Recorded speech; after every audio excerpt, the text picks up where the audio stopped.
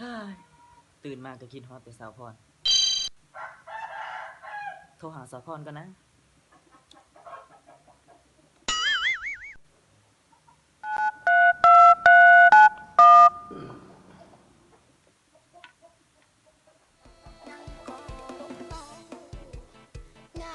เสียงเราสายนี่ยังหมักเลย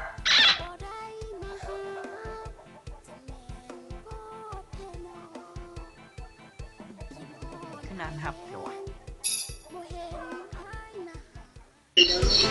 สบายดีไอ้โดยสบายดีน้องพร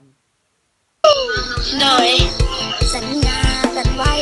เห็นยังอยู่ตอนนี้นี่ไอเบิ่งหนังอยู่ในเฟซบุ๊กป้าจะไอ้กำลังมันหนังสอบพรบ่ต้องมาว้าวเลยไอโทรไปกับวางสายทิ้งพรบ่ฮักไอแล้วบอกโอ้ยโมเมนต์กันโทรมาก็ได้โอ้ยเมื่อกี้นี่ก็หับใจแล้วก็ว่างไปแม่นผู้ใดวางไอ้ไม่ได้วางน้องหันบอกกับน้องหันบอกกับผู้หญิงนะแฟนคลับของน้องหันบอกขอหับซ้ายเราก็ได้แล้วก็ว่างไปไอ้โทรกลับมาแน่เพราะว่าอันเงินน้องบ่มีนะตอนนี้ไอ้โทรกลับมาได้บ่เดี๋ยวน้องสิส่งอันไอ้คือบ่ขอเป็นเพื่อนเนาะ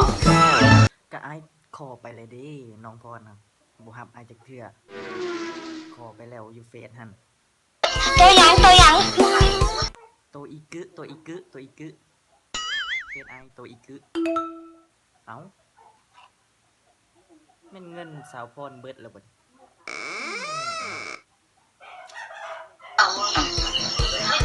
โอ้ย